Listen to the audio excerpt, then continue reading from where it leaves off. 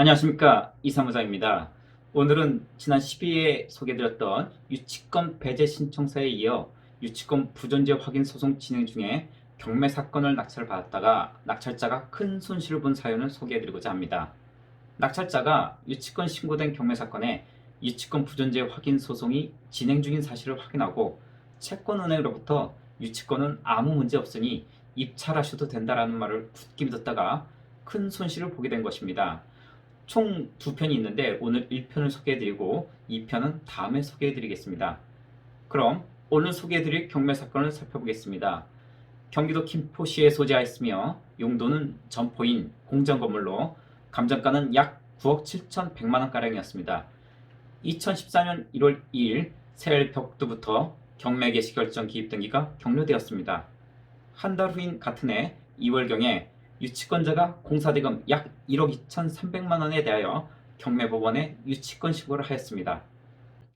이에 경매신청채권은행은 5개월 후인 7월에 유치권 부존재 소송을 해당 법원에 접수하였으며 담당 경매계에 이 사실을 신고하였습니다. 경매 사건이 2회 유찰되어 경매 개시 1년 만인 2015년 1월 초에 최저가 약 4억 7,600만 원에 진행하였는데 입찰자는 총 2명 입찰했으며 2등은 4억 7,700만 원에 입찰하였고 1등은 8억 3,500만 원에 입찰하여 낙찰되었습니다. 2등과는 달리 최고가 매수인은 유치권에 대하여 아무 문제가 없을 것이라고 확신하신 것으로 보여집니다. 경매 사건이 낙찰되어 3월에 잔금을 납부하였는데 5월에 유치권 부존재 사건이 화해 권고 결정이 났습니다. 민사재판부에서는 더 이상 재판을 이끌고 갈 실익이 없다고 판단하여 급히 결정을 내린 듯합니다. 경매신청채권은행 경매 담당자와 업무적으로 잘 아는 사이라 결과를 물어보니 낙찰자가 유치권 신고 금액을 거의 다 물어주게 되었다는 이야기를 들었습니다. 해당 사건을 맡았던 담당 변호사가 유치권에 대해 자신 있다면서 수임료를 한 푼도 받지 않고 추후에 승소 보상금으로 지급받기로 하였다는데 변호사도 수임료를 한 푼도 챙겨가지 못한 사례입니다. 사진을 살펴보시면 집행관이나 감정평가사가 현장을 방문할 당시에는 유치권에 관한 현수막이 전혀 보이지 않았으며 유치권자의 점유와 관련하여서는 어떠한 내용도 볼 수가 없었습니다.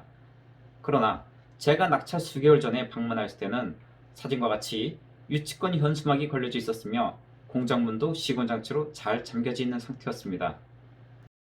이러한 점 때문에 저는 입찰을 오랫동안 망설이다가 포기하였습니다.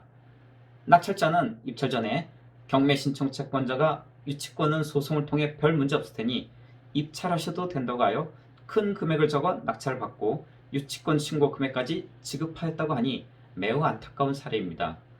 통상적으로 경매 신청 채권자는 경매 사건이 하루빨리 진행되어 채권 회수를 하루빨리 이루어지기를 원하고 있습니다. 경매 신청 채권은 금융기관의 부실 채권으로 남게 되어 금융기관 입장에서는 그 금액만큼 추가 대출을 할 수 없는 악순환에 빠지기 때문입니다. 유치권 부존재 확인 소송 진행 중에 낙찰받는 것은 이렇게 큰 위험이 존재하니 주의하시기 바랍니다. 최고일 일주일 전에는 한 경매 사건에 유치권자들이 채무자들을 상대로 유치권 확인 소송을 신청하여 적극적으로 자신의 권리를 주장하는 사례를 목격하고 신청 채권 금융기관에 방문해 자세히 이야기를 들을 일이 있었습니다.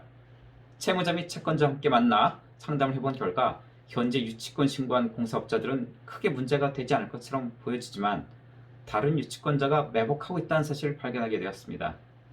전국의 많은 유치권자분들이 제 유튜브 영상을 보시고 공부를 하고 계신다는 이야기를 듣고 자세한 이야기를 전해드릴 수 없음을 양해 부탁드립니다. 이젠 프로 유치권자분들도 법률 전문가들의 도움을 받아 고도로 진흥화 조직화되고 있는 추세입니다.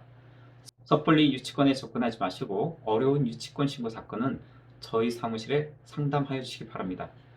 다음 편에도 비슷한 사례를 소개해드리도록 하겠습니다. 오늘 영상 도움이 되셨길 바라면서 이만 마치도록 하겠습니다. 감사합니다.